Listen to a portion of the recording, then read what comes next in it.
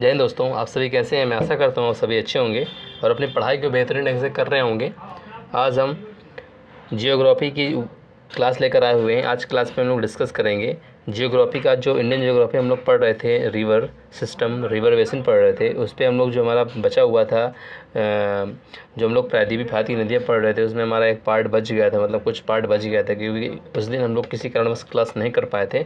तो आज उसी क्लास को हम लोग पूरा करेंगे। यहाँ पे आज की क्लास में हम लोग सारा कुछ यही डिस्कस करने वाले हैं कि कौन कौन सा क्या क्या होता है। सारा कुछ हम लोग जो आज की क्लास में डिस्कस करेंगे, ठीक है। प्रायद्वीपीय भारत की जो मुख्यतः नदियाँ बची हुई हैं उन पर हम लोग आज डिस्कस करेंगे और आज हम लोग जो है प्रायद्वीपीय भारत की नदियाँ ख़त्म कर देंगे। इसके बाद जो हमारी अगली क्लास आएगी उस क्लास में हम लोग डिस्कस करेंगे, बच्चे क्या कहते हैं, उस क्लास में हम लोग डिस्कस करेंगे कि फॉर्मेशन कैसे होता है। जैसे वर्ल्ड ज्योग्राफी हम लोग डिस्कस कर रहे थे कि माउंटेन का फॉर्मेशन कैसे होता है, ये हम लोग जो है अगली जो हमारी क्लास आएगी उसमें डिस्कस करेंगे। और जो वर्ल्ड ज्योग्राफी, जो इंडियन ज्योग्राफी है, उस पर हम लोग क्या डिस्कस करने वाले हैं बच्चे, उस पर हम लोग डिस्कस करेंगे चट्टानें क्या होती हैं। इसके बाद मिनरल्स पे आएंगे, सारा कुछ वन बाय वन ऐसे डिस्कस करेंगे, ठीक है। तो मैं बच्चों आपको एक इन्फॉर्मेशन देना चाहता हूँ, जो भी हम लोग यहाँ पे पढ़ाते हैं सारा एग्ज़ाम में आया है। इसका प्रैक्टिकली उदाहरण जो आप देखना चाहते हैं या जिन बच्चों ने एग्ज़ाम दिया होगा, मान लीजिए जिन बच्चों ने यूपीएससी का भी एग्ज़ाम हुआ, सीडीएस का एग्ज़ाम हुआ, ठीक है, यूपीएससी का सीडीएस एग्ज़ाम हुआ, यूपीएससी पैटर्न में करा दी। जो हम लोग यूपीएससी सिविल सर्विसेज के एग्ज़ाम की तैयारी करते हैं तो यूपीएससी अपने पैटर्न में हमेशा जानी जाती है और लोग इसके पैटर्न के दीवाने हैं। लोग इसके पैटर्न को मानते भी हैं कि यूपीएससी अपने आप में जो है जो चीज़ पूछती है वो सॉलिड पूछती है। वो कभी अपने पैटर्न के साथ कंप्रोमाइज़ नहीं करती है कि वो थोड़ा सा पैटर्न में ऊंचा रहेगा क्वेश्चन वही, लेकिन आपको समझ में आएगा कि क्वेश्चन बहुत हार्ड है। बस आपकी अंडरस्टैंडिंग डिपेंड कर देती है। मैंने जैसे बताया था कि हम लोग जब भारत की नदियाँ पढ़ रहे थे उसमें मुख्यतः हम लोग दो भागों में नदियों को बांटे थे। एक उत्तर भारत की नदियाँ हो गई थी, ठीक है, उत्तर भारत की नदियाँ हम बच्चों डिस्कस कर लिए थे, और दक्षिण भारत की नदियाँ जिसे प्रायद्वीपीय भारत की नदियाँ कहते हैं, ठीक है ना, प्रायद्वीपीय नदियाँ कहते हैं दक्षिण भारत की नदियाँ, ठीक है। उत्तर भारत की नदियों में हम लोग कौन कौन सी नदियों के बारे में जाने थे, ये बात मैं आपको बता देता हूँ। उत्तर भारत की जब नदियों के बारे में हम लोग जान रहे थे तो उत्तर भारत में हम लोग डिस्कस किए थे सिंधु और उसकी सहायक नदियाँ, ठीक है, गंगा और उसकी सहायक नदियाँ, गंगा और ब्रह्मपुत्र और उसकी सहायक नदियाँ, ठीक है। ये हम लोग जो है पिछली वाली क्लास में हम लोग डिस्कस किए थे। तो इससे पिछली वाली क्लास में अगर आपने क्लास नहीं देखी तो आप जाके लिंक डिस्क्रिप्शन में मिल जाएगा, आप वहाँ जाके क्लास को देख सकते हैं आराम से, ठीक है ना। बहुत अच्छे से हमने उसको समझाया है और एक एक पॉइंट हमने डिस्कस किया है। कोई ऐसा पॉइंट नहीं बचा है जो आपको पता रहे कि नहीं हमने नहीं पढ़ा है। सारे पॉइंट मैंने अपने हिसाब से कवर अप किए हैं और आप वहाँ पे देख सकते हैं मैंने वन बाय वन समझाया भी क्या होता है, एस्चुरी क्या होता है, डेल्टा क्या होता है, सारा मैंने बताया है।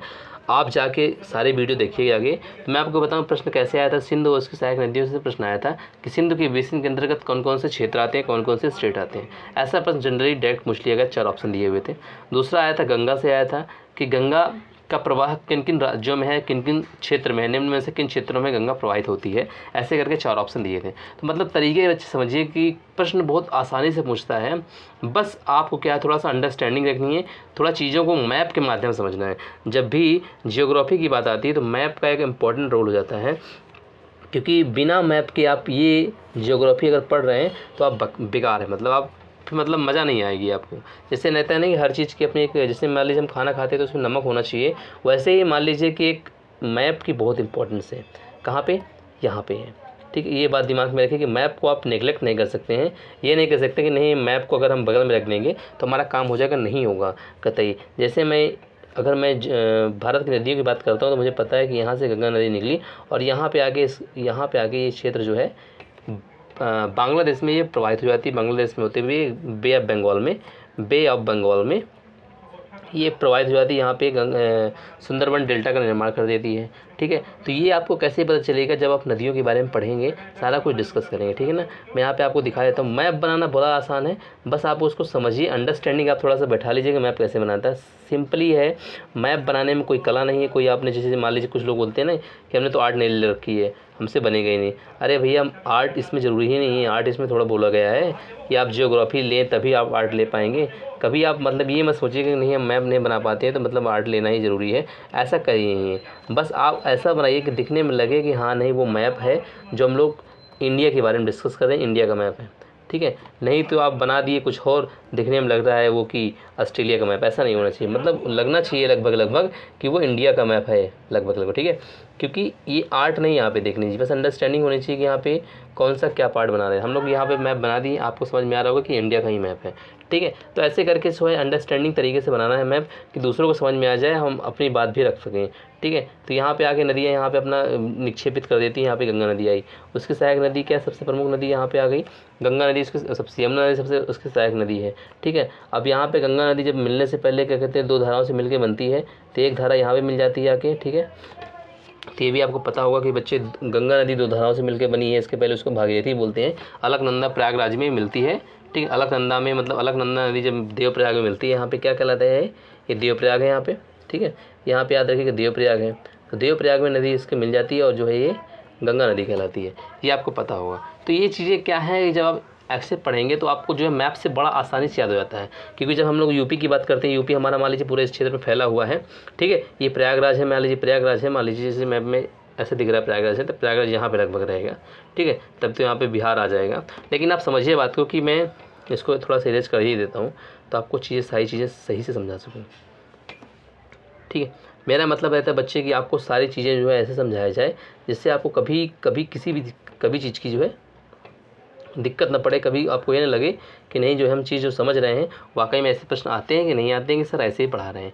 ये नहीं आप समझिएगा बच्चे, मैं आपको विश्वास दिलाता हूँ कि जो यहाँ पे पढ़ाई जाएंगी चीज़ें वो 100% गारंटी साथ बोल सकता हूँ बच्चे कि वो चीज़ें हमेशा एग्जाम में आएंगी ही, आपको कहीं ना कहीं मिल जाएंगी। बस ये मत सोचिए कि नहीं हमारे पास इतने सब्सक्राइबर नहीं है, ये नहीं है, वो नहीं है, तो आप जो हम कंटेंट अच्छा नहीं दे पा रहे हैं, ठीक है। हम अपना कंटेंट इसलिए बेस्ट देने का प्रयास करते हैं क्योंकि हम भी चाहते हैं कि हमारे बच्चे लोग हमको जानें और हमारी चीज़ें समझें। अगर हम आपको गलत पढ़ा देंगे, बता देंगे, तो आप में जो विश्वास थोड़ा सा बना हुआ है 10%, उसको भी हम खो देंगे। तो उस 10% विश्वास को हम लोग जो 90% या 100% की ओर जो बढ़ाना चाहते हैं, इस वजह से हम कभी गलत पढ़ाएंगे नहीं। हम इसमें चाहे 10 दिन मनन करें, मंथन करें, जब हम लोग अच्छे तरीके से हमको समझ में आ जाती चीज़ें, तब आपको समझाने का प्रयास करते हैं ताकि हम आपको अच्छा से अच्छा कंटेंट दे सकें, ठीक है। ये हमारे अंदर रहता है कि बच्चे जब स्टार्टिंग होती है तो स्टार्टिंग में बच्चा कभी कोई गलती करता नहीं है। वैसे तो मैं गलतियाँ स्थान से होती हैं, लेकिन अपना बेस्ट देने का, क्योंकि जब एक बार आदमी टॉप पे पहुँच जाता है तो कई बार उसके दिमाग में चीज़ें आ जाती हैं कि यार चलिए ठीक है आज गलती हो गई तो कल भी सुधारेंगे, लेकिन वो कल शायद ना सुधार पाएगा क्योंकि उसको और सारे काम रहते हैं।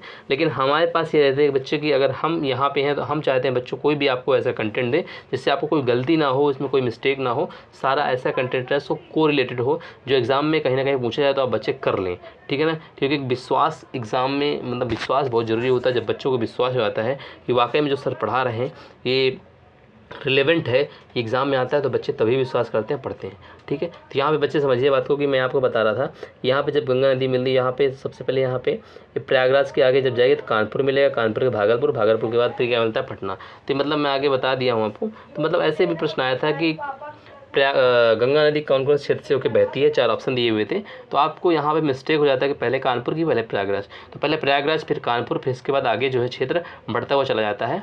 इस बात को दिमाग में आपको रखना है, कभी आपको घबराना नहीं, कभी आप ये नहीं सोचना है कि नहीं हम जो आप पढ़ रहे हैं वो एग्ज़ाम में नहीं आएगा, क्या सर पढ़ा रहे हैं तो वाकई में आएगा ऐसा कि नहीं आएगा। मैं डेफिनेटली आपसे बता सकता हूँ बच्चे कि आप बस एक बार विश्वास करिए, मैं आपके साथ कभी ये नहीं होगा कि आपको जो है आपने जो पढ़ा है वो एग्ज़ाम में आया नहीं है, ठीक है बच्चे। चलिए आज के हम लोग जो है स्लाइड पे चलते हैं और बात करते हैं कि हम लोग ये पढ़ रहे थे, ठीक है। आज की हमारी जो क्लास है 37 क्लास है, 37 या 38 ऐसे ही कुछ क्लास है कि बच्चे क्या होता है अपलोड करने के बाद थोड़ा दिमाग में स्किप हो जाती है बातें। तो 38 क्लास है, ठीक है, क्योंकि हमने पार्ट 1 डिस्कस कर लिया था, ठीक है। पार्ट 1 हम लोग डिस्कस कर लिए थे, किसके प्रायद्वीपीय भारत की नदियों का पार्ट 1 हम लोग डिस्कस कर लिए थे। मैं बच्चे आपको बताऊंगा कि आज मैं जो आपको इसे लिख रहा हूँ जो चीज़ें आपको समझ में आ रहा है कि नहीं आ रहा है। क्योंकि बच्चे एक बार एक बच्चे ने कहा कि नहीं सर आप जो लिखते हैं पढ़ाते अच्छा है लेकिन लिखने का तरीका जो है हमको थोड़ा भाषा नहीं समझ में आती। मैंने कहा बच्चे थोड़ा सा ठीक है, क्योंकि उसमें पैड नहीं सही था जिसमें लिखते हैं, जो टच पैड होता है, तो मैंने उसको थोड़ा सा चेंज किया, उसमें थोड़ा सा चाहा कि थोड़ा सा और चेंजमेंट करूँ, लेकिन कुछ कारणवश से हम लोग नहीं कर पा रहे हैं क्योंकि हर चीज़ के लिए समय चाहिए होता है और हर चीज़ जो है बाहर से लेना है, तो थोड़ा समझ रहे हैं आप बच्चे। तो अभी स्टार्टिंग है लेकिन हम जो है आगे आपको बेस्ट से बेस्ट देने का प्रयास करेंगे, इसीलिए हमने जो है डिजिटल तरीके से आपको अच्छे तरीके से समझाने का प्रयास किया है, ठीक है। आप हमारे जो 2 क्लास देखे होंगे तो उसमें हमने बताया भी है ऐसे तरीके से, ठीक है। चलते हैं आज के जो मोटिवेशन थॉट पर डिस्कस करते हैं और बिना किसी देरी के आज की क्लास को हम लोग स्टार्ट करेंगे और बढ़ेंगे और जो है बेस्ट तरीके से आज की क्लास को हम लोग जो है ख़त्म करेंगे, ठीक है। तो बच्चे मैं आपको बता दूं कि ईश्वर का दिया हुआ कभी अल्प नहीं होता। अगर ईश्वर ने आपको कुछ भी दिया है तो कभी अल्प नहीं होता। कभी आप उसको छोटा मत समझिए कि अगर आपको ईश्वर ने कहा है कि नहीं हम आपको जो है ये छोटी चीज़ दे रहे हैं, आपके पास एक पैर नहीं होता है, मान लीजिए एक पैर नहीं, एक हाथ नहीं है, या मान लीजिए आपके पास थोड़ा सा एक आँख भी नहीं है, तो आप ये मत सोचिए कि ईश्वर का दिया हुआ कभी अल्प नहीं होता। आप ये मत सोचिए कि मैं किसी काम का नहीं हूँ, मैं कुछ नहीं कर सकता, क्योंकि भगवान ने सबको तो 2-2 आँख दी है, मुझे एक आँख दी है। नहीं, ऐसा कुछ नहीं है, ठीक है। ईश्वर का दिया हुआ कभी अल्प नहीं होता। जो टूट जाए वो संकल्प नहीं होता। अगर आपने कोई अपने यहाँ पहुँचने का आपने जो संकल्प रखा, अगर टूट जाएगा तो संकल्प नहीं होता, ठीक है ना। अगर जो टूट जाए, अगर जो एम है अगर वो टूट जाता है, भंगुर हो जाता है, तो आपका संकल्प नहीं होता है। हार को लक्ष्य से दूर रखना मेरे दोस्त, जो हार है उसको लक्ष्य से दूर रखना है मेरे दोस्त, क्योंकि जीत का कोई विकल्प नहीं होता। अगर आप जीतना चाहते हैं, जीत में आप दोबारा दूसरा विकल्प नहीं ले सकते हैं कि नहीं यार मुझे ये यहाँ तक पहुँचना है, अगर ये नहीं पूछे तो ये तो मिल ही जाएगा। नहीं, जीत का विकल्प कोई नहीं होता, ठीक है ना। ईश्वर का दिया हुआ कभी अल्प नहीं होता। जो टूट जाए वो संकल्प नहीं होता। जो हार को लक्ष्य से दूर रखना मेरे दोस्त, क्योंकि जीत का कोई विकल्प नहीं होता, ठीक है। इसी मोटिवेशन थॉट के साथ हम लोग आगे बढ़ते हैं और आज क्लास को हम लोग स्टार्ट करते हैं बड़े बेहतरीन तरीके से। अगर आपको क्लास अच्छी लगती है तो लाइक करिए, शेयर करिए, अपने दोस्तों को भी बताइए, ठीक है ना। क्योंकि प्रॉब्लम होती है, हमें भी सारी चीज़ें निकालनी पड़ती हैं, सारा कंटेंट ढूंढना पड़ता है, सारा टाइम सब कुछ मैनेज करके ही आपके पास बच्चे आ पाते हैं और क्लास दे पाते हैं, जैसा भी हो पाता है। बस बच्चे आपसे यही रिक्वेस्ट है, हार्डली रिक्वेस्ट है कि आप बच्चे जो है अपने दोस्तों को, अपने जो रिलेवेंट जो भी आपसे जुड़े हुए दोस्त हैं उनको आप वीडियो शेयर करिए, बताइए कि हम भी कुछ आपको नई चीज़ पढ़ा रहे हैं। क्योंकि जब तक चीज़ें लोगों को पता नहीं चलेंगी, वो कैसे अनुमान लगा पाएंगे, वो कैसे हमको जो फीडबैक दे पाएंगे, और कैसे हमारा जो है मोटिवेशन, मतलब हमारा जो है क्या कहते हैं, जो हमको मोटिवेशन मिलता है, हमें जो एक हिम्मत मिलती है कि बच्चे हमारा देख रहे हैं, हमें फीडबैक दे रहे हैं, सुधार कैसे करेंगे, ये सारी चीज़ें बहुत इंपॉर्टेंट होती हैं, ठीक है। तो चलिए आज की क्लास को हम लोग स्टार्ट करते हैं। और जो है तो मैं बच्चे बता दूं, आज हम लोग कावेरी नदी पर डिस्कस करेंगे। कावेरी नदी क्या होती है, कावेरी नदी कहाँ से निकलती है, कहाँ से उद्गमित होती है, सारा कुछ आज की क्लास में हम लोग जो डिस्कस करेंगे, जो हम लोग बचा हुआ पार्ट, ठीक है। तो मैं आपको बता दूं बच्चे, कावेरी नदी भी हम लोग डिस्कस कर रहे थे। इसके पहले हम लोग जो है जो मुख्यतः नदियाँ थी ऊपर की, हम लोग जो स्वर्ण रेखा नदी, महानदी, इन नदियों पर हम लोग डिस्कस कर चुके थे। क्योंकि मैं आपको बता दूं बच्चे, एक बार फिर से मैं आपको बता देता हूं कि जब पिछली क्लास हम लोग ले रहे थे तो मैंने उसमें बताया था कि आपको कैसे तरीके से चीज़ें याद करनी है, ट्रिक भी मैंने चीज़ें बताई थी, ठीक है ना। ट्रिक के माध्यम से चीज़ें इसलिए बताई थी ताकि चीज़ें आपको समझ में आ जाए। स्वर्ण रेखा, महानदी, ठीक है, ऐसे करके मैं जो है चीज़ें बताई थी आपको कि स्वर्ण रेखा नदी बहुत इंपॉर्टेंट है, महानदी बहुत इंपॉर्टेंट है, क्योंकि इस पर जो है महानदी नदी पर कौन सा डैम बना हुआ है, हीराकुंड डैम, जिसका सबसे लंबा डैम बना हुआ है। इसके मैंने 2 पार्ट भी बताए थे, कहाँ से कहाँ तक इसका विस्तार है, ठीक है ना। तो ये गांधी बिहार से लेकर इसका नेहरू बिहार तक इसका विस्तार है, ये भी मैंने चीज़ें आपको बताई थी, ठीक है। तो सारी चीज़ें मैं इसलिए बता देता हूँ ताकि बच्चे आपके दिमाग में रहें, कभी आपको भूले नहीं। कुछ चीज़ें होती जो स्लाइड में नहीं होती, मैं अलग से आपको बताने का प्रयास करता हूँ, ठीक है। तो चलिए आज की क्लास को हम लोग स्टार्ट करते हैं। तो इसका जो उद्गमन होता है ये कावेरी कुंड ब्रह्मगिरी पहाड़ी से होता है, ठीक है ना, जो कि पश्चिमी घाट में है, ठीक है। एक बार बता देता हूँ बच्चे, फिर से मैं आपको बता दूँ, ये इधर साइड में जो पश्चिमी घाट रहता है, ये पश्चिमी घाट है, और ये पूर्वी घाट है, ठीक है, ठीक है। इसे इधर कोरोमंडल तट कहलाता है, इधर क्या कहलाता है, ठीक है। इधर मैंने मालाबार तट हो गया, कोकण तट हो गया, ठीक है ना। ये हम लोग जो है पिछली वाली क्लास में हम लोग डिस्कस किए थे। अगर आपने नहीं देखा तो आप हमारी पुरानी वीडियो देखिए जाके, वहाँ पे हमने सारा कुछ बताया कि पश्चिमी घाट क्या होता है, पूर्वी घाट क्या होता है, कौन कौन सी पहाड़ियाँ होती, कौन कौन सा विस्तार है, सारा कुछ हमने डिस्कस किया था। क्योंकि ये बहुत इंपॉर्टेंट है, क्योंकि आप जब कुछ पुरानी चीज़ें पढ़ेंगे तो इसको आसानी से कोरिलेट कर पाएंगे और आसानी से चीज़ों को कर पाएंगे, ठीक है। ये दिमाग में आपको रखना है। तो ये कावेरी कुंड ब्रह्मगिरी पहाड़ी से निकलती है। ब्रह्मगिरी पहाड़ी कहाँ पे है, जो कि पश्चिमी घाट पर है, कर्नाटका में, ठीक है ना। पश्चिमी घाट कर्नाटका में, कई बार पूछेगा कि ब्रह्मगिरी पहाड़ियाँ कहाँ पर मिलती हैं, कर्नाटका पर। अगर कर्नाटका नहीं दिया तो पश्चिमी घाट दिया है, याद रखिएगा, ठीक है ना। तो कावेरी नदी कावेरी कुंड से निकलती है, इसलिए इसे कावेरी नदी कहते हैं, ठीक है, याद रखिएगा दिमाग में। कावेरी नदी यहाँ पे, और यहाँ से जो है निकलती माहे पुडुचेरी का एक ज़िला है, क्योंकि पुडुचेरी तो बेसिकली तो तमिलनाडु में, लेकिन इसके 3 ज़िले अलग अलग जगह पर हैं, ठीक है ना। जैसे माहे हो गया, ठीक है ना, पुडुचेरी हो गया, कैराकल हो गया, ठीक है, ये भी पुडुचेरी का, जो कि कहाँ पे पड़ता है, तमिलनाडु में है। केरला में इसका एक ज़िला पड़ता है, ये भी दिमाग में आपको रखना है, ठीक है ना। ये 800 किलोमीटर प्रवाहित होने के बाद बंगाल की खाड़ी, मतलब तमिलनाडु में, ये अपना जल प्रवाहित कर देती है। यहाँ पे आप देख सकते हैं, यहाँ पे जो है तमिलनाडु मतलब बंगाल की खाड़ी में प्रवाहित कर देती है अपना जल। इसकी सहायक नदियाँ क्या हैं, बाईं तरफ से और दाईं तरफ से। बाईं ओर से देखेंगे तो हारंगी है, हेमवती है और अर्कवती है। अर्कवती बहुत इंपॉर्टेंट है, इसको दिमाग में आपको रखना है, ठीक है। अगर दाईं ओर से बात करेंगे तो लक्ष्मण तीर्थ है, सुवर्णवती है, भवानी। तो भवानी नदी को इंपॉर्टेंट रखना क्योंकि कई बार प्रश्न में पूछा गया है। सुवर्णवती को भी याद रखिएगा क्योंकि स्वर्ण रेखा सुवर्णवती में कन्फ्यूजन रहता है, तो स्वर्ण रेखा नदी अलग है और सुवर्णवती नदी जो है ये याद रखिए कावेरी की सहायक नदी है। इस बात को दिमाग में रखना है क्योंकि कई बार होता है चीज़ें हम लोग जब पढ़ते हैं तभी हमको समझते हैं, अगर आप पढ़ेंगे नहीं तो समझ नहीं पाएंगे आपको चीज़ें, ठीक है। सुवर्ण नदी की बात हो रही है यहाँ पे, ठीक है। यहाँ पे अर्कवती की बात हो रही है, हेमवती की बात हो रही है, ठीक है ना। ये दिमाग में रखेंगे, सुवर्णवती स्वर्ण रेखा दोनों अलग अलग नदियाँ हैं। अमरावती, ठीक है ना, ये याद रखिएगा कि ती जब लास्ट में आता है तो समझिएगा कावेरी की सहायक नदियाँ हैं, अर्कवती, हेमवती, सुवर्णवती और अमरावती, ठीक है। अन्य तथ्य के बारे में जान लेते हैं, इसके अन्य फैक्ट कौन कौन से हैं। अन्य फैक्ट में चलिए बात कर लें, अन्य फैक्ट के कौन कौन से हैं। अन्य फैक्ट की 1 मिनट, हाँ, इसके अगर मैं अन्य फैक्ट की बात करूँगा बच्चे तो 1 मिनट,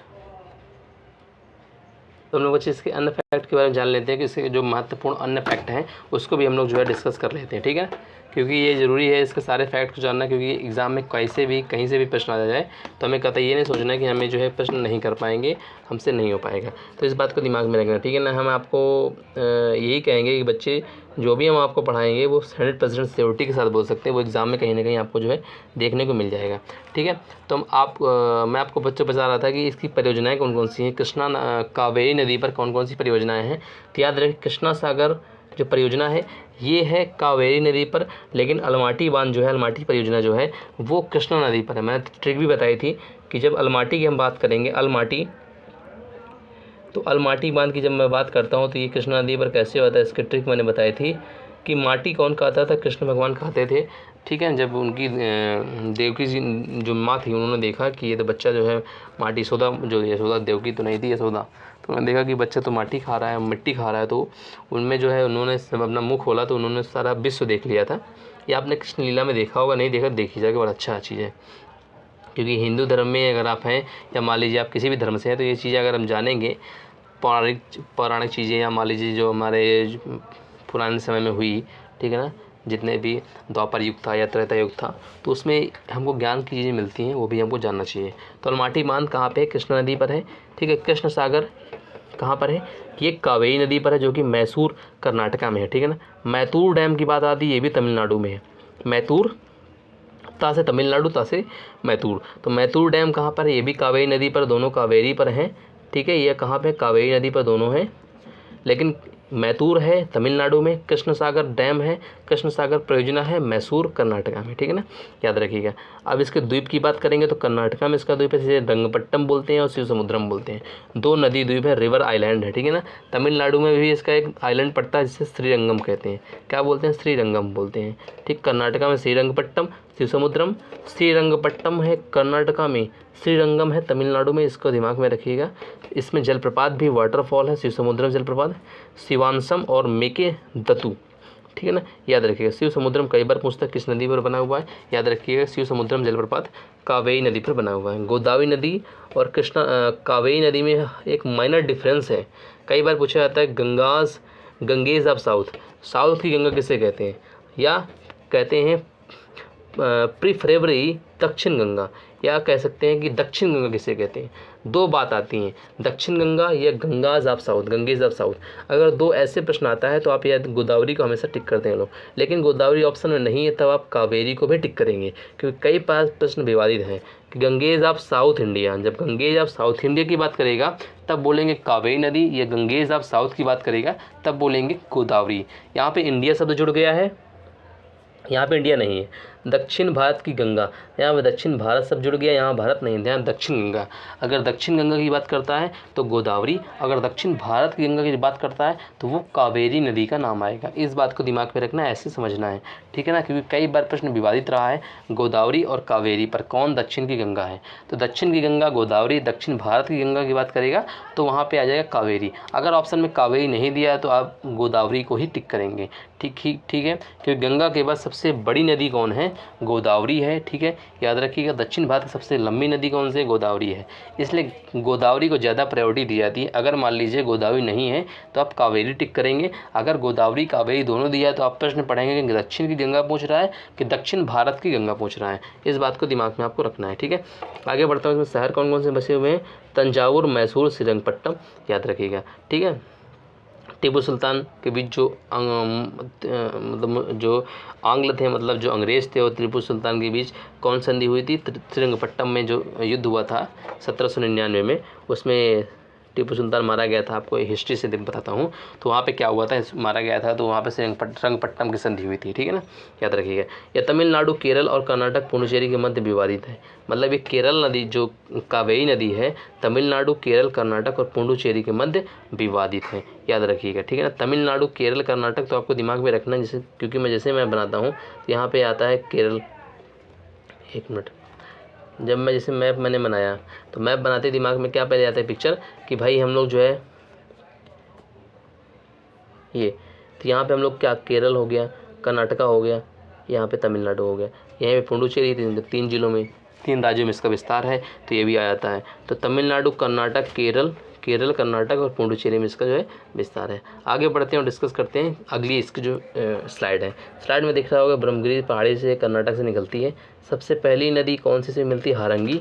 और सबसे लास्ट में इसकी कौन सी नदी मिलती है? कोलेरन, ठीक है ना, याद रखिएगा, कोलेरन नदी, याद रखिए यहाँ पे, ठीक है। इसी में ग्रैंड एनिकट डैम भी है। कावेरी नदी पर ग्रैंड एनिकट डैम है, जिसे कल्लानी डैम भी बोलते हैं, बहुत इंपॉर्टेंट है, याद रखिएगा। कल्लानी डैम या ग्रैंड एनिकट डैम कहाँ पर है? कावेरी नदी पर है। अमरावती भी इसमें मिलती है, अर्कवती भी मिलती है, ठीक है। इस नदियों की मतलब सहायक नदियों के बारे में भी जान लीजिए। लक्ष्मण तीर्थ किसकी सहायक नदी है? कावेरी की है, ठीक है ना। हेमवती पूछा जाता है कई बार। आगे बढ़ता हूँ, बताता हूँ आपको कि यहाँ पे ग्रैंड एनिकट डैम, जिसे कल्लानी डैम भी बोलते हैं, या प्राचीन बांधों में सबसे प्राचीन बांध अब तक का है, ठीक है। ये प्राचीन बांध जो अब तक बने हैं उनमें सबसे प्राचीन बांध है जो अभी तक काम कर रहा है, याद रखिएगा। जितने प्राचीन डैम है उनमें सबसे अधिक प्राचीन ये भी है और अभी तक जो काम कर रहा है, ठीक है ना। ग्रैंड एनिकट, जिसे कल्लानी डैम भी कहते हैं। क्या बोलते हैं? कल्लानी डैम, इसे कल्लानी डैम भी बोलते हैं, कल्लानी।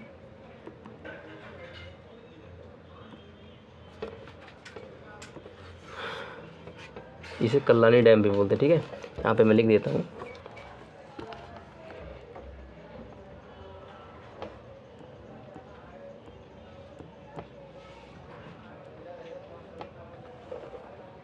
चीज़ें क्या होती है, बच्चे थोड़ा सा सही से लिख नहीं पाते ना, क्योंकि स्लाइड जब बड़ी हो जाती है तो उसमें टच जो है काम नहीं कर पाता, टच जो वहीं पे टच हो जाता है, इसे चीज़ें समझ में नहीं आ पाती,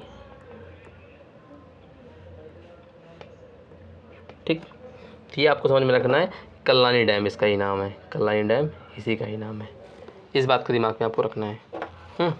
आगे बढ़ता हूँ, मैं बताता हूँ इसकी नदी की बात करूँगा तो इसमें कावेरी नदी, वही कल्लानी डैम, ठीक है। तंजावुर तमिलनाडु, कहाँ पे स्थित है? तंजावुर और तमिलनाडु, तंजावुर तमिलनाडु में, ठीक है। तंजावुर जो है तमिलनाडु में ही, वहीं पर ये जो है स्थित है, ठीक है। ये जो बांध बना हुआ है पुराने टाइम में, चोल राजा करिकाल ने बनवाया था, इसी के नाम से इसे कल्लानी डैम भी बोलते हैं। क्या बोलते हैं? कल्लानी डैम भी बोलते हैं। इसे क्या बोलते हैं? कल्लानी डैम बोलते हैं, क्योंकि राजा करिकाल ने बनवाया था, चोल राजा करिकाल ने बनवाया था। कौन बनाया था? चोल राजा करिकाल ने बनवाया था इसको, ठीक है। ये बांध मूल रूप से जो है चोल राजा करिकाल के शासनकाल में बना था, इसलिए जो है इसे क्या कहते हैं? कल्लानी डैम या ग्रैंड एनिकट डैम बोलते हैं। यहाँ पे आपको दिख रहा होगा ये डैम है, ये, ठीक, ये आपको डैम दिख रहा होगा, ठीक है। तो ये आप याद रखिएगा, वर्ल्ड ओल्डेस्ट डैम है ग्रैंड एनिकट डैम, ठीक है ना। ये इनकी मूर्ति बनी हुई है कल्लानी, ठीक है ना, करिकाल की, राजा करिकाल की। यहाँ पे आपको डैम दिख रहा होगा कैसे इसका जो है प्रवाह है, ठीक। आगे बढ़ते हैं और नेक्स्ट क्लास में हम लोग डिस्कस करते हैं। तो ये अभी तक मैं बंगाल खाड़ी में मुख्यतः नदियों के बारे में डिस्कस कर चुका हूँ, और जो मुख्य नदी और हैं उनमें डिस्कस कर लेता हूँ। तो ये बंगाल खाड़ी में सुवर्ण रेखा नदी की बात कर लेते हैं, ठीक है। इसका उद्गम छोटा नागपुर पठार से होता है, जैसे रानी चुआ है, ठीक है, वहाँ से इसका मतलब प्रवाह होता है, उद्गम ओरिजिन होता है। हुंडू जलप्रपात, इस बात को दिमाग में रखना बच्चे, हुंडू जलप्रपात इसमें बहुत फेमस है, बहुत बार पूछा गया है कि हुंडू जलप्रपात किस नदी पर है, तो सुवर्णरेखा नदी पर है। छोटा नागपुर पठार छत्तीसगढ़ झारखंड सारे 2 राज्यों में मुख्यतः फैला हुआ है। तो छोटा नागपुर पठार से इसका उद्गमन होता है रानीचुआ से। झारखंड की प्रमुख नदी है, मैंने बताया झारखंड में है लेकिन छत्तीसगढ़ में भी है, लेकिन झारखंड की प्रमुख नदी कहलाती है कौन, सुवर्णरेखा नदी। हुंडू जलप्रपात है, ये बहुत इंपॉर्टेंट है, याद रखिएगा दिमाग में कि हुंडू जलप्रपात इसी में बना हुआ है। इस बात को दिमाग में रखना कि हुंडू जलप्रपात जो है इसी में बना हुआ है बच्चे, हुंडू जलप्रपात। इसी का जो मुहाना है बालेश्वर वेस्ट बंगाल की खाड़ी पर है। जो इसका मुहाना आपको दिखेगा वो बालेश्वर में दिखेगा, वेस्ट बंगाल की खाड़ी पर, ठीक है ना। अगर मैं बात करूँगा बैतरणी की, तो बैतरणी उड़ीसा के केवझार पर्वत से, केवझार पठार, जो केवझार एक प्लेट्यू है उड़ीसा में, वहाँ से उद्गमित होती है और इसका मुहाना बंगाल की खाड़ी है। ब्राह्मणी की बात करूँगा तो ब्राह्मणी नदी कोयल और सांख नदियों से मिलकर बनी हुई है। कौन सी 2 नदियाँ, कोयल और सांख, ठीक है, 2 नदियों से मिलकर बनी हुई है। इसका मुहाना भी बंगाल की खाड़ी है, ठीक है। कोयल सांख नदियों से मिलकर क्या ब्राह्मणी नदी बनी हुई। पेन्नार नदी की बात करूँगा, पेन्नार नदी कर्नाटक में है, ये आंध्र प्रदेश और बंगाल की खाड़ी के बीच में जो है गिर जाती है, ठीक है ना। मतलब गिरती आंध्र प्रदेश में है लेकिन बंगाल की खाड़ी में गिरती है।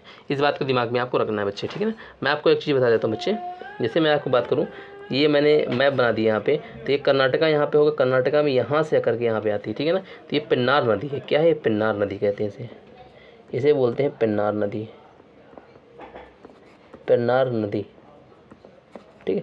जब पेन्नार नदी की बात कर रहा था तो यहाँ पे जो आंध्र प्रदेश है, एपी आंध्र प्रदेश में गिर जाती है आके, ठीक है। तो ये कर्नाटका से निकलती है, आंध्र प्रदेश में गिर जाती है। इस बात को दिमाग में आपको रखना है, ठीक है ना।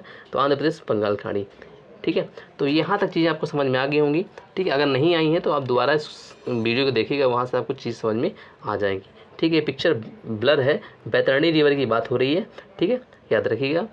अगर इस पिक्चर में जो मैं बता रहा हूँ बैतरणी ब्राह्मणी नदी जो मैंने बता रहे थे, ब्राह्मणी नदी बैतरणी नदी, ठीक है, उन नदियों के बारे में यहाँ पर डिस्कस किया गया है।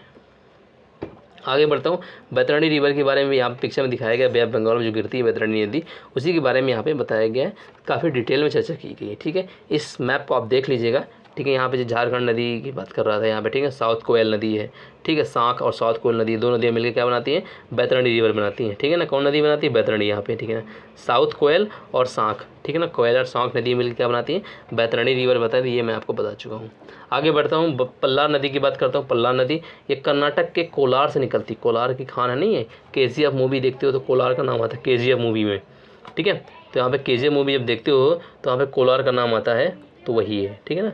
वहाँ जो सोने की खान है, तो कर्नाटक के कोलार से निकलती है, कर्नाटक आंध्र प्रदेश तमिलनाडु बंगाल खाड़ी में गिर जाती है आके, ठीक है ना। तो यहाँ पोलार देख रहे होंगे, पोन्नियार देख रहे हो, कावेरी, वैगई, ठीक है।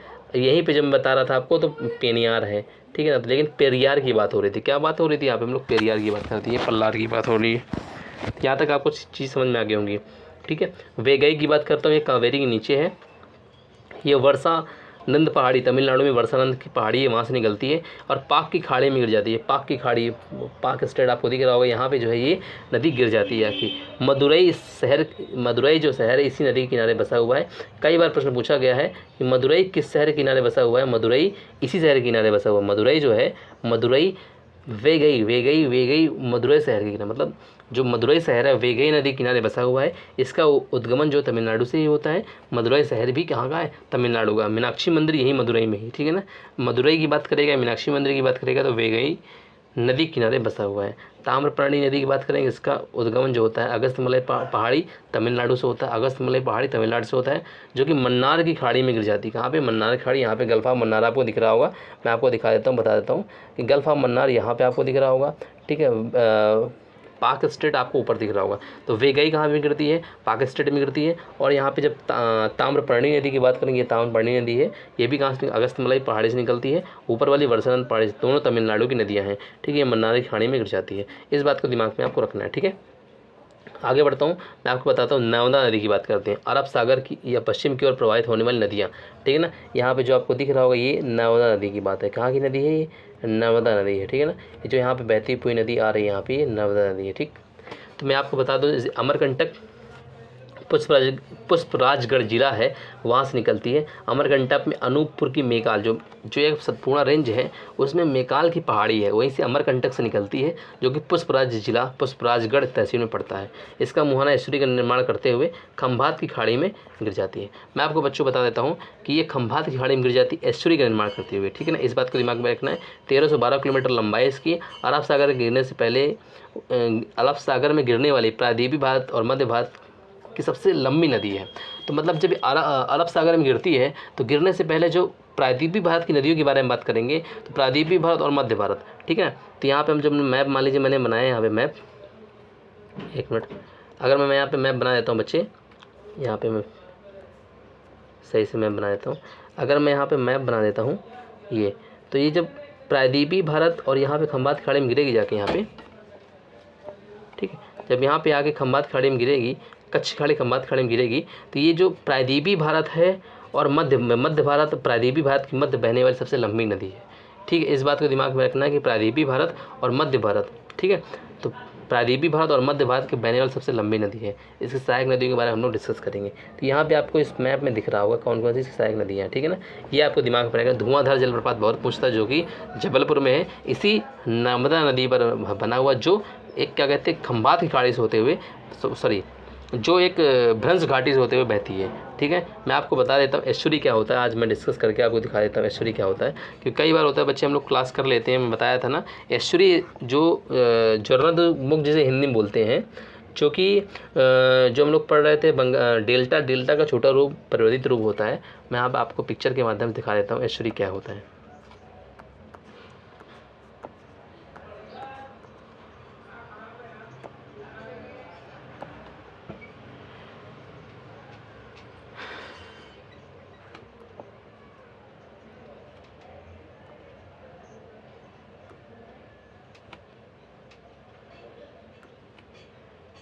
थोड़ा सा मिस्टेक यहाँ में हो गया।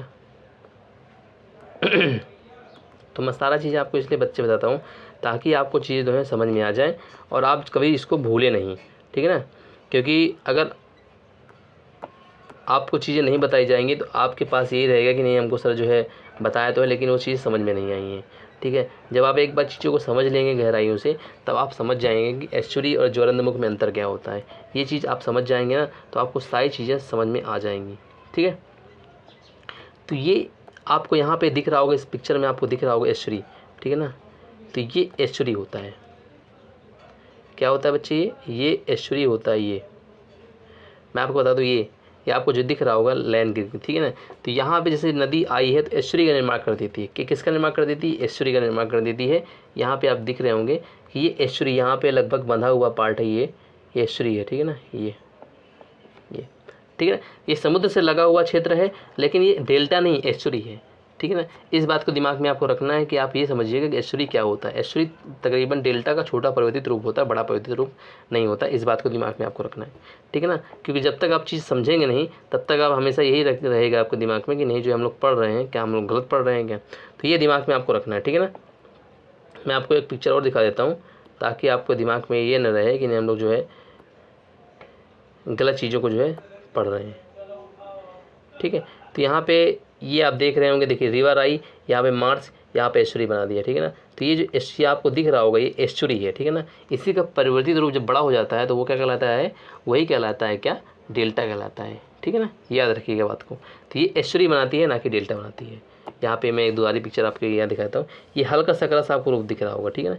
ये नदियाँ यहाँ पे आई, यहाँ मिलने से पहले ये हल्का सा सकरा रूप जो बना देती है, कई जगह फट गई तो एस्चुरी बनाती है। क्या बनाती है, एस्चुरी बनाती है, ना कि ये डेल्टा बनाती है। तो एस्चुरी को मैं साइज तरीके से मैं आपको साइज दिखा रहा हूँ ये, ठीक है ना। ये चीज़ आप दिख रहे होंगे, ठीक है ना। मैंग्रोव रीजन कहलाता है ये, ठीक है ना। यहीं पे मैंग्रोव रीजन भी यहीं पे है, ठीक है। तो यहाँ पे चीज़ें बताने का तरीका यही रहता है बच्चे कि आपको सारी चीज़ें 1 बाय 1 समझ में आ जाएँ, ठीक है। तो मैं ऐसा करता हूँ आपको समझ में आ गई होगा। मैं आगे बढ़ता हूँ और जो है हम लोग आगे डिस्कस करते हैं, ठीक है। तो ये आ गया होगा आपको समझ में। हम लोग आगे स्लाइड में चलते हैं और बात करते हैं कुछ अलग चीज़ों के बारे में। तो इसकी दाईं ओर से मिलने वाली जो नदियाँ हैं उसमें मुख्यतः नाम जो आता है, हथनी आता है, चंद्रकेसर, कोलार, वरना, ओरसीन, बाघ, हिरण, ये याद रखिए, बाघ, हिरण, चोरल उरी, ठीक है ना, मानकोरी, कनेरी, ऊँटी नदी भी है, बारगी नदी भी है, ठीक है ना, हथनी नदी भी है, इसको याद रखिएगा। दाईं ओर से हो गए, बाईं ओर से होंगे छोटी तवा, तवा, शक्कर, जूधी, याद रखिए, शेर, बंजर, बरनाल, देवोई, मुस्क, हालोन, बुडनेर, ठीक है, ये याद रखिए। ये कभी कभी नदियाँ पूछ लेता है कि ये नदियाँ कहाँ से। अगर आप एग्जामिनर को दिमाग घुमाना है बच्चे का, तो वो तरीके कई प्रकार के क्वेश्चन जो है कई तरीके से प्रश्न पूछ लेता है। अन्य तथ्य कौन कौन से हैं? इसका नदी बेसिन कहाँ कहाँ पर है? मध्य प्रदेश में, महाराष्ट्र में, गुजरात में, राजस्थान में। इसका नदी बेसिन मतलब इसका विस्तार है, नदी प्रवाह जहाँ पे इसका फ्लो होता है, फ्लो ऑफ रिवर है, ठीक है। ये बिंद और सतपूर्णा के मध्य भ्रंश घाटी के पूर्व, भ्रंश घाटी में बहती है, मैंने बताया भ्रंश घाटी में बहती है, पूर्व से पश्चिम की ओर प्रवाहित होती है। कहाँ से? पूर्व से पश्चिम की ओर प्रवाहित होती है। आपको दिखा, मैम बता दिया, नॉर्थ, साउथ, वेस्ट और ईस्ट। तो ये पूर्व से पश्चिम की ओर प्रवाहित होती है। कहाँ से प्रवाहित होती है? पूर्व से पश्चिम की ओर ये जो है प्रवाहित होती है, ऐसे करके प्रवाहित होती है, ठीक है। इस बात को दिमाग में रखना। आगे बढ़ते हैं और बात करता हूँ इसका अन्य नाम क्या है। इसका अन्य नाम नर्मदा है, रेवा है, मोमो है, ठीक है, सोमो है। क्या कहते हैं इसको? सोमो कहते हैं। बच्चे समझ लीजिएगा कि इस समय जो है हम लोग पंखा बंद करे हुए, क्योंकि आवाज़ आती है, शोर ना हो, इसलिए हम लोग जो है पंखा बंद कर देती है। और जब गर्मी, तो आप समझ ही नहीं कितनी गर्मी है। नर्मदा, रेवा, सोमो, मैकल सूता नाम इसका। नर्मदा दोष टालमी बोलते हैं, नर्बुद्धा गुजरात और मध्य की जीवन रेखा बोलते हैं, गुजरात और मध्य प्रदेश की जीवन रेखा भी इसे बोलते हैं। इस बात को दिमाग में रखना। मैकल सूता भी इसी का नाम है। जलप्रपात, धुआंधार जलप्रपात बहुत पूछा जाता है, जबलपुर में 13 मीटर ऊंचाई का है। सहस्त्रधारा महेश्वर में है, जो कि 8 मीटर का है। याद रखिएगा कि सहस्त्रधारा, ये बात हो रही है, एमपी की बात हो रही है। सहस्त्रधारा नर्मदा नदी की बात हो रही है। एक सहस्त्रधारा मध्य प्रदेश, सॉरी, यूके में भी एक पर्यटन स्थल है, घूमने का स्थान है, तो इसको याद रखिएगा। सहस्त्रधारा यूके में भी है, और ये जो वहाँ पे जो नदी, गंगा नदी, उसकी के आसपास की नदियों से मिलकर बना हुआ है। और ये सहस्त्रधारा दूसरा जो महेश्वर में है, ठीक है। इस बात को दिमाग में आपको रखना है। मैं आपके आगे बात कर रहा था, मैं आगे बात कर रहा था कि महत्वपूर्ण शहर कौन कौन से हैं। शहरों में बात करूँगा, जबलपुर आएगा, होशंगाबाद आएगा, ओमकारेश्वर आएगा, ठीक है ना। 15 जिले आते हैं इसके, मध्य प्रदेश के 15 जिले भी इसके अंतर्गत आते हैं। सबसे ज़्यादा जिले किसके? मध्य प्रदेश के आते हैं, 15 जिले। जबलपुर, होशंगाबाद, ओमकारेश्वर, ये सारे जो आते हैं, ओमकारेश्वर, तो ये सारे महत्वपूर्ण शहर हैं। जो जबलपुर का नाम बहुत आता है क्योंकि इसमें धुआंधार जलप्रपात है। परियोजना की बात करेंगे, रानी अवंतीबाई सागर बारगी बिजोरा में है। इंदिरा गांधी सागर जो कि पुनासा खंडवा में है। और सरदार सरोवर परियोजना जो केवड़िया में है, ठीक है ना। सरदार सरोवर परियोजना जो केवड़िया में, इसी में विवाद हुआ था ऊंचाई को लेकर, मेधा पाटेकर ने विवाद किया था, ठीक है। और इसके विस्थापन, तो मतलब 2 प्रकार के विवाद यहाँ पे देखने को मिलते हैं, जो कि अलग अलग तरीके के विवाद हैं, ठीक है। तो मैं अगर बात करूँ विस्थापन को लेके, इसी बांध, मतलब जो सरदार सरोवर डैम है, जिसे जवाहरलाल नेहरू ने बनवाया था, केवड़िया ज़िले में है, ठीक है, केवड़िया में है। इससे लाभ मध्य प्रदेश, महाराष्ट्र, गुजरात, राजस्थान, चारों क्षेत्रों को तो है, लेकिन इसकी ऊंचाई पे विवाद भी उठे थे। ऊंचाई को लेकर मेधा पाटेकर ने विवाद उठाया था, ठीक है। और इसकी जो है इसके विस्थापन को लेकर बाबा आप्टे थे। कौन से बाबा आप्टे थे? उन्होंने विवाद उठाया था। इस बात को दिमाग में रखना है कि इसकी ऊंचाई को लेकर, विस्थापन को लेकर बाबा आप्टे, और ऊंचाई को लेकर मेधा पाटेकर ने इसमें काफ़ी विवाद उठाया था। वो विवादित रहा मुद्दा, ठीक है ना। आज भी विवादित मुद्दा है, क्योंकि इसमें उन्होंने डर है कहीं ना कहीं डैम अगर इसमें मात्रा बढ़ी तो ये क्या कहते हैं, डैम ढह जाएगा, इससे बहुत लोगों का हानि होगी ऊंचाई के हिसाब से, ठीक है। तो ये आप पिक्चर देख रहे होंगे कि यहाँ पे अरब सागर से इसका मुहाना है, अरब सागर की इधर ही बहती हुई आती है इधर साइड से, ठीक है। रामगट्टक अनूपपुर से निकलती है, मैकाल सतपुड़ा पहाड़ी से। बरनार सबसे प्रमुख नदी, इसकी पहली सहायक नदी है। अंत में छोटी तवा आती है और हथनी लास्ट में इसकी सहायक नदी है, ठीक है ना। बरनार याद रखिएगा, बरनार इसकी पहली सहायक नदी है, बरनार इसकी पहली सहायक नदी है। इस पिक्चर को आप देख लीजिएगा दिमाग से, ठीक है। आगे बढ़ते हैं और बात करते हैं ताप्ती नदी की। ताप्ती में बात करेंगे तो ये मुल्तई, बैतूल, ये भी सतपुड़ा की रेंज से निकलती है।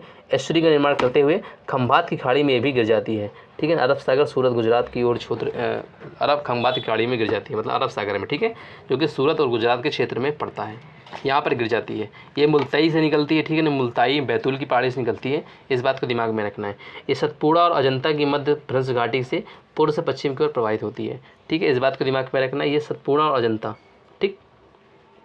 इसकी सहायक नदियों में बात करेंगे, पूर्णा और गिरना, पंजारा, बोरीसवा। मैं सारा कुछ इसके पहले वाली क्लास में डिस्कस कर चुका हूँ, एक बार दोबारा फिर से बता देता हूँ आपको कि जब हम लोग मैप बना देते हैं ऐसे करके, ये हम लोग मैप बना दिए, तो यहाँ पे ये बिंद हो गया, सतपुड़ा हो गया, और ये हो गया अजंता की रेंज हो गई, ठीक है।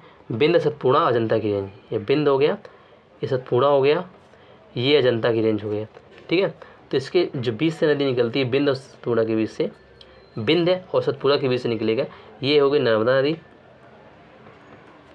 और ये नदी जो आएगी ये ऐसे करके ये भी खंभात खाड़ी में गिर जाएगी, इसे बोलते हैं नर्मदा नदी, सॉरी ताप्ती नदी बोल देंगे,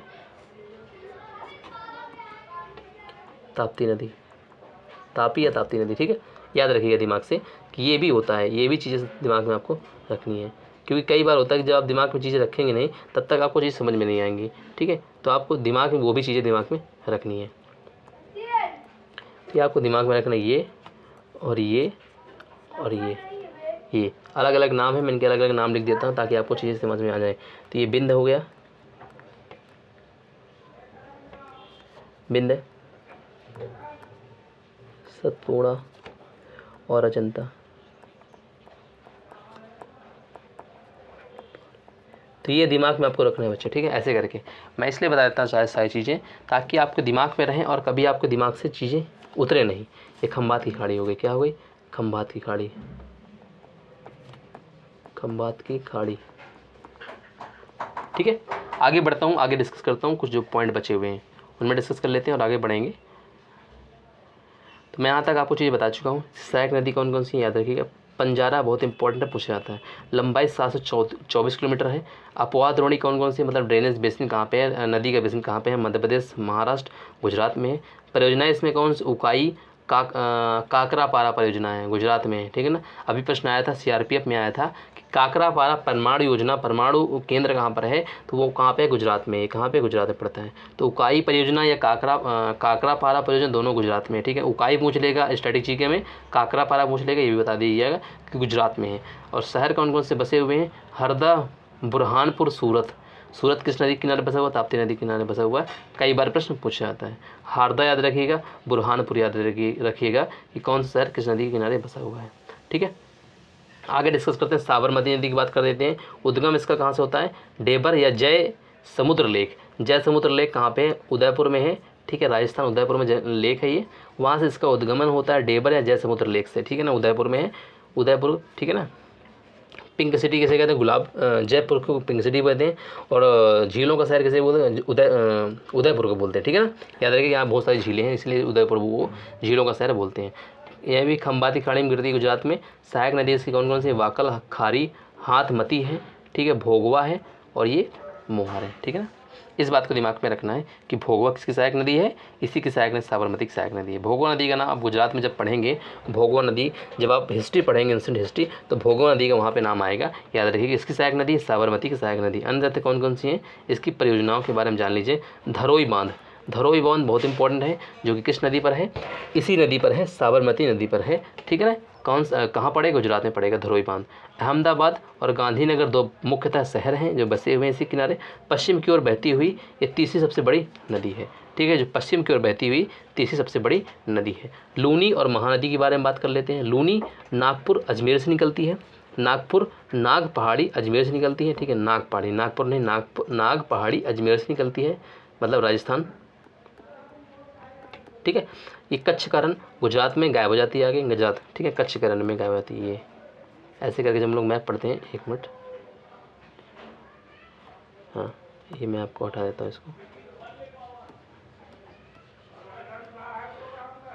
जब हम लोग मैप पढ़ते हैं ऐसे करके ये, तो यहाँ पे खंभात से कच्छ करण आता है। ठीक है ना, तो ये कच्छ करण में गिर जाती है। जोजड़ी, बांडी, सुखड़ी, मिठवी, जवाई, खारी, सागी, ये नदियाँ हैं। अजीब सा नाम है, थोड़ा सा आप तरीके से अपने याद कर सकते हैं, क्योंकि कई बार प्रश्न अगर पूछा जाएगा तो पूछ भी सकता है, क्योंकि एग्जामिनर अगर फंसाना चाहेगा तो नाम ऐसे ही पूछेगा जिसमें बच्चे बहुत कम ही लोग कर पाते हैं। क्योंकि इसके जो नाम है जोजड़ी, बांडी, अगर आप राजस्थान स्पेशल पढ़ रहे हैं तो वहाँ पे आपको सारी चीज़ें पढ़नी ही पड़ेंगी, क्योंकि आप राजस्थान स्पेशल का पेपर देने जा रहे हैं तो वहाँ पे चीज़ें आपको इंपॉर्टेंट हो जाती हैं, वहाँ पे आपको पढ़ना ही पड़ेगा, आप उससे वहाँ पे भाग नहीं सकते हैं।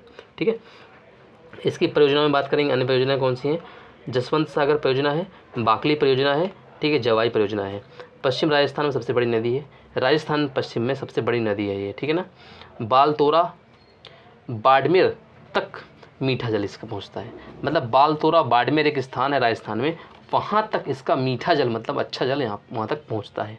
ठीक है, याद रखिएगा। माही नदी की बात करेंगे। माही नदी में ये मेहद झील से निकलती धार, मेहद झील धार से निकलती है।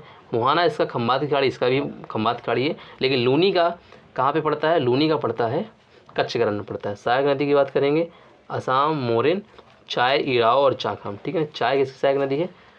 चाय किसकी सहायक नदी, याद रखिएगा माही की सहायक नदी है, ठीक है। अन्य परियोजना में बात करेंगे, इसकी जो अन्य परियोजनाएं उसमें बात करेंगे तो सोम और कमला का नाम आता है, ठीक है। अम्बा और जाखम, शहर बांसवाड़ा, ठीक है, ये शहर पड़ता है बांसवाड़ा, ठीक है। माही नदी, अन्य कर्क रेखा को 2 बार काटती। सबसे मुख्य फैक्ट यही है कर्क रेखा को कितनी बार काटती, क्योंकि कई बार प्रश्न पूछा गया कर्क रेखा को 2 बार काटने वाली नदी कौन, जो भारत में बहती है। कर्क रेखा भारत से होकर बहती है, तो माही नदी कर्क रेखा को 2 बार काटती है। किस शहर के किनारे बसा, कौन सा एक प्रमुख शहर जो बसा हुआ है इसके किनारे? बांसवाड़ा, ठीक है ना। परियोजनाएं कौन सी है? सोम और कमला 2 परियोजनाएं हैं, ठीक है। चाय इसकी सहायक नदी, चाय खंबात की खाड़ी में ये भी गिर जाती है, ठीक है। अब बात करूँगा मीठी नदी, कौन कौन सी मीठी नदी होती है? मीठी नदी भी एक नदी है, उसकी बात कर लेते हैं। ये बिहार झील मुंबई से निकलती है, ठीक है। बिहार झील मुंबई में वहाँ से निकलती है। और महिम की खाड़ी, ठीक है, महिम की खाड़ी या अरब सागर, महिम की खाड़ी कहाँ पर? अरब सागर में, मुंबई में ही पड़ता है महिम की खाड़ी, वहाँ पर ये गिर जाती है। पोई झील से होकर बहती है, पोई झील भी वहीं पड़ती है, वहाँ से होकर ये बहती है, ठीक है। पेरियार नदी की बात करें, पश्चिमी घाट में पेरियार नदी भी है, ठीक है। ये कहाँ से निकलती है? वेम्बनाथ झील या अरब सागर, केरल में। वेम्बनाथ झील कहाँ पे? अरब सागर है में, केरल में है, वहाँ से निकलती है। केरल की दूसरी सबसे बड़ी नदी है, केरल की जीवन रेखा भी इसे कहते हैं, पेरियार नदी को। कई बार प्रश्न पूछा गया है कि पेरियार बांध कहाँ पर है, पेरियार जलप्रपात कहाँ पर है, ठीक है ना। तो यही पेरियार नदी पर ही है, ठीक है ना। तो ये याद रखिए वेम्बनाथ झील से निकलती है। वेम्बनाथ झील कहाँ पे? पेरियार केरल में ही है। इसी से पेरियार नदी निकलती है जो पश्चिमी घाट से है, ठीक है। केरल की दूसरी सबसे बड़ी नदी है, याद रखिएगा दिमाग में, ठीक है ना। अगर मीठी नदी की बात करेंगे तो बिहार झील मुंबई से निकलती है।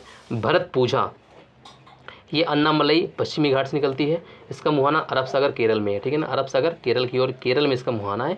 भरतपूजा याद रखिए नदी केरल की सबसे बड़ी नदी है। तो पहली नदी सबसे बड़ी कौन सी केरल की? भरतपूजा है। दूसरी सबसे बड़ी नदी कौन सी है? पेरियार है, जो वेम्बनाथ झील अरब सागर से निकलती है। वेम्बनाथ झील मतलब केरल से निकलती है, ठीक है ना, जो अरब सागर के समीप पड़ता है ना।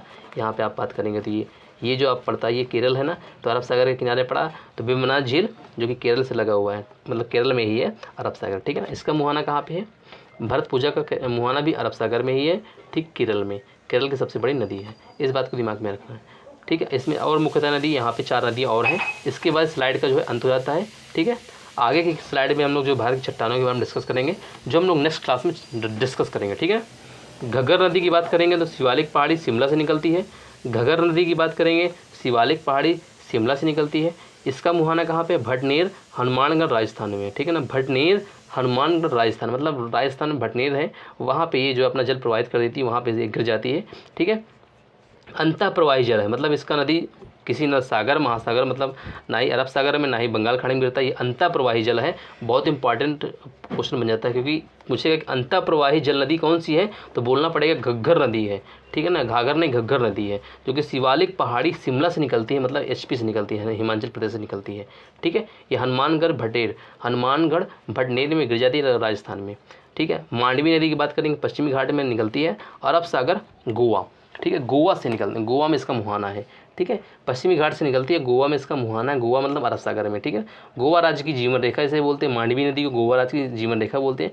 दुग्ध सागर जलप्रपात, जब भी आप जाएंगे तो वहाँ पे आपको दुग्ध सागर जलप्रपात मिलेगा, बहुत लगेगा दूध की तरह पानी निकलता है, इसीलिए उसको दुग्ध सागर जलप्रपात बोलते हैं, ठीक है ना। ये मांडवी नदी पर है, जो गोवा राज्य की जीवन रेखा है, पश्चिमी घाट से निकलती है और गोवा में ही ये अपना जल अरब सागर में छोड़ देती है, क्योंकि गोवा अरब सागर के किनारे बसा हुआ है। जुआरी नदी की बात करेंगे, जुआरी नदी की बात कर लेते हैं। जुआरी नदी ये कहाँ से निकलती है? हेमदा बारसम, पश्चिमी घाट में एक स्थान है हेमदा बारसम, ठीक है ना। हेमद बारसम एक स्थान है पश्चिमी घाट में, वहाँ से नदी निकलती है और इसका मुहाना गोवा में ही है। ये भी जुआई नदी भी गोवा की ही नदी है, ठीक है। ये भी गोवा में ही मतलब गोवा से निकलती है, गोवा में ही जो है अपना जल दे देती, मतलब मुहाना इसका बना हुआ है। हेमदा जो हेमद बारसम है ये भी पश्चिमी घाट में है, ठीक है ना।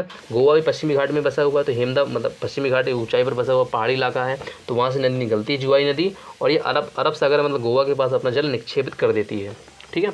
ज्वारीय नदी का उदाहरण, मतलब ये नदी ज्वार बनाती है। क्या बनाती है? जुआई नदी क्या बनाती है? ज्वार बनाती है, मतलब ज्वारीय नदी का उदाहरण है। शरावती नदी की बात करेंगे, ये शिमोगा कर्नाटका से निकलती है। कहाँ से निकलती है? शिमोगा कर्नाटका। शिमोगा एक स्थान है कर्नाटका में, वहाँ से निकलती शरावती नदी। अरब सागर मतलब कर्नाटका में ही, मतलब शिमोगा से निकलती है एक स्थान से और कर्नाटका में अपना जल प्रवाहित कर देती, क्योंकि कर्नाटका भी कहाँ पे बसा हुआ है? अरब सागर के किनारे बसा हुआ है यहाँ पे, ठीक है। इस बात को दिमाग में रखना, कर्नाटका मतलब अरब सागर में अपना जल प्रवाहित कर देती है। गारसुप्पा जलप्रपात बहुत पूछा जाता है, शरावती नदी पर बना हुआ कौन सा जलप्रपात है? गारसुप्पा जलप्रपात है, ठीक है। याद रखिएगा कि अगर पूछेगा शिव समुद्रम जलप्रपात किस नदी पर है? शिव समुद्रम जलप्रपात, तो याद रखिएगा कावेरी नदी पर है। अगर गारसुप्पा या महात्मा गांधी जलप्रपात पूछता है तो वो कहाँ पड़ेगा? शरावती नदी पर पड़ेगा, ठीक है। इस बात को दिमाग में आपको रखना है। तो गारसुप्पा जलप्रपात की बात करेगा तो कहाँ पड़ेगा?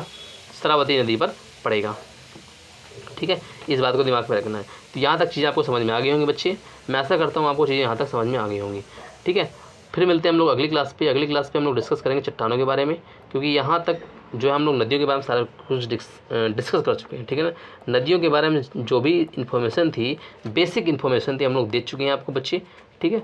आगे की जो जानकारी है नदियों के बारे में, कोई भी जानकारी, कोई भी आपको पॉइंट बचता है डिस्कस करना है, कोई भी आपको चीज़ें बची है तो आप हमको जो कमेंट बॉक्स में बताइए, मैसेज कर सकते हैं। कैसे भी हमको तरीके आपको पता है, मैंने सारे सोशल मीडिया अकाउंट सारी चीज़ें आपको बता रखी है। कहाँ पे आप हमको टेलीग्राम में या मान लीजिए इंस्टाग्राम में, जहाँ पर भी आपका मन करे वहाँ पे विजिट कर सकते हैं, हमसे मतलब हमसे बात कर सकते हैं। हम आपको क्वेरी, आपके सारे क्वेश्चंस का वहाँ पे सॉल्यूशन दे देंगे, ठीक है। तब तक के लिए बाय बाय, टेक केयर। फिर मिलते हैं अगले वीडियो पर। जय हिंद।